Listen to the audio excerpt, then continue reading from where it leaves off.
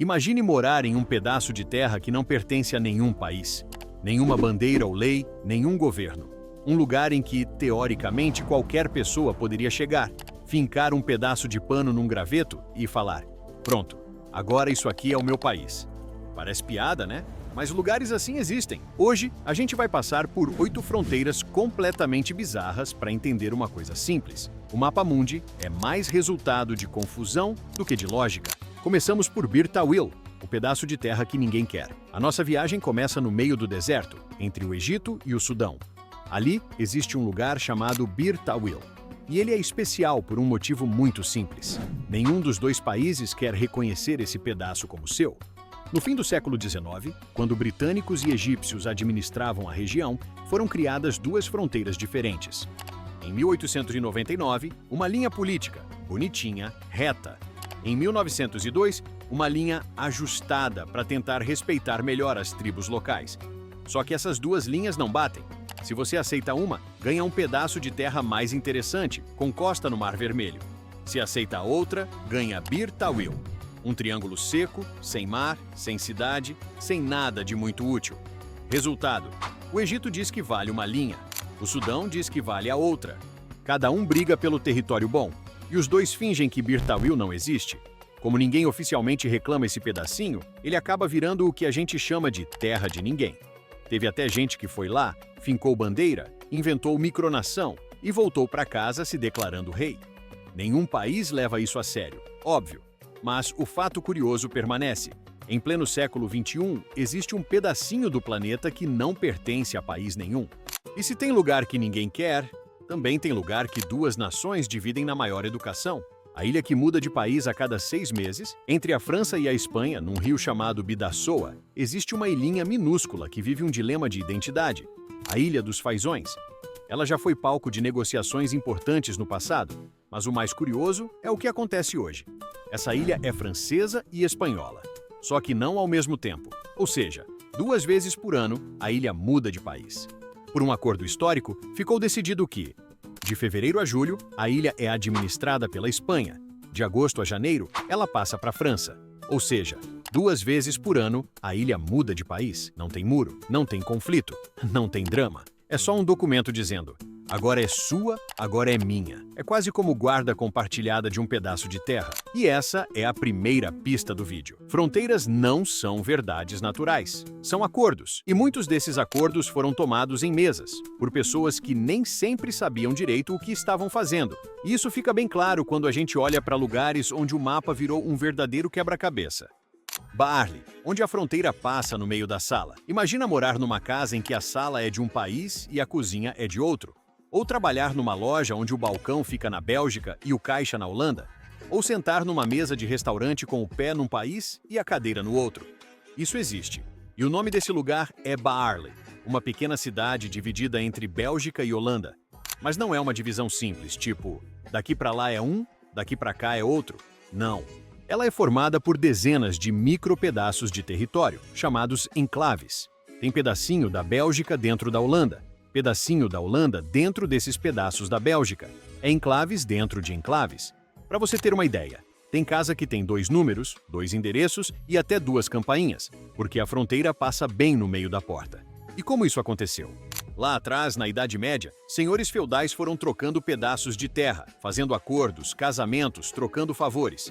Cada um pegou um lote aqui, cedeu outro ali, e isso foi se acumulando. Séculos depois, quando Bélgica e Holanda viraram países de verdade, em vez de refazer tudo, eles simplesmente falaram: tá bom, vai ficar assim mesmo. Hoje a cidade é um laboratório vivo de como fronteiras podem ser absurdas e, ao mesmo tempo, perfeitamente normais no dia a dia. As pessoas vivem, trabalham, cruzam linhas no chão e vão tocando a vida. Mas nem sempre essa bagunça é inofensiva. Em outros lugares, essas linhas tortas foram criadas não por acaso, mas por pura estratégia. O rabo do Afeganistão. Se você olhar o mapa do Afeganistão, vai notar que ele tem um rabinho fino se estendendo para o leste. É o corredor de Wuhan. É uma faixa estreita, de centenas de quilômetros, que liga o Afeganistão à China. Em alguns pontos, ela é tão fina que parece uma estrada desenhada à mão. Isso não foi acidente, foi geopolítica. No século XIX, 2 impérios estavam disputando influência na Ásia. O Império Russo, vindo do norte, o Império Britânico, controlando a Índia. Nenhum dos dois queria fazer fronteira direta com o outro para evitar conflito. Então, decidiram deixar o Afeganistão como uma espécie de estado tampão, um colchão político entre eles. Só tinha um problema. Num ponto específico, as duas áreas ainda se tocavam. A solução foi literalmente puxar a fronteira afegã no mapa, esticando o país até encostar na China e separar os dois impérios. O corredor está lá até hoje, gelado, isolado, quase sem gente. Um lembrete de que, muitas vezes, fronteiras são traçadas para resolver medo, não para seguir lógica. E medo também teve tudo a ver com outra fronteira bizarra, mas dessa vez na África. A faixa de Caprivi, o corredor que nasceu de um mal-entendido. Na Namíbia, o mapa faz uma coisa estranha. Depois de um formato relativamente normal, surge um braço estreito e longo apontando para o interior do continente, a faixa de Caprivi. Esse corredor atravessa regiões próximas a Angola, Zâmbia, Botsuana e quase encosta no Zimbábue. Ele parece completamente deslocado, mas ele está ali porque no fim do século XIX, a Alemanha, que dominava a Namíbia na época, queria uma coisa: acesso ao rio Zambeze. A ideia era usar o rio como rota até o Oceano Índico. Na teoria, parecia ótimo. Na prática, o rio não era navegável como eles imaginavam. Só que, até eles perceberem isso, a negociação com o Império Britânico já tinha rolado. Como parte do acordo, os britânicos deram à Alemanha aquele caminho de terra até o rio. Resultado: um corredor fino e comprido atravessando o mapa até hoje. Um rastro de uma negociação mal calculada. E isso nos leva a outro tipo de fronteira estranha. Não a que é esticada, nem a que é picotada, mas a que coloca um país dentro de outro. Espanha em plena África Ceuta, Melilla e as Pedras no Mar. Se você der um zoom no norte da África, vai encontrar algo muito curioso. Cidades espanholas cravadas dentro do território marroquino. São principalmente Ceuta e Melilla, duas cidades que pertencem à Espanha há séculos. Elas foram tomadas em épocas de expansão e reconquista, quando os reinos cristãos da Península Ibérica avançavam para expulsar os mouros. Com o tempo, impérios caíram, colônias foram embora. O mapa da África foi redesenhado, mas essas cidades ficaram com a Espanha. E isso criou uma situação única. Pessoas que usam euro, votam na Espanha, têm cidadania europeia, mas vivem na África. Ao redor delas, cercas altas e fortificadas tentam controlar o fluxo de pessoas que veem ali uma porta de entrada direta para a Europa. Além disso, existem ainda os chamados penhones, pequenas rochas e ilhotas no litoral marroquino, que também pertencem à Espanha. Algumas não têm nada além de pedras e um destacamento mínimo, mas, politicamente, viram motivo de tensão com o Marrocos de tempos em tempos. Só que, se a Espanha projeta pedaços seus na África, ela também tem o gosto de ver um pedaço alheio cravado dentro do seu próprio território. Gibraltar, um pedaço do Reino Unido preso na Espanha. Lá no sul da Península Ibérica, quase tocando a África, existe uma ponta de terra chamada Gibraltar. Ela está fisicamente ligada à Espanha, mas não é Espanha, é território britânico. Gibraltar foi tomado pelo Reino Unido no início do século XVIII, em meio a guerras europeias, e virou uma base estratégica importantíssima. Controlar Gibraltar significa controlar a entrada e saída do mar Mediterrâneo. Desde então, a Espanha tenta, aqui e ali, recuperar essa península, mas a população local, em referendos, sempre escolhe continuar sob domínio britânico. O resultado é um cenário curioso.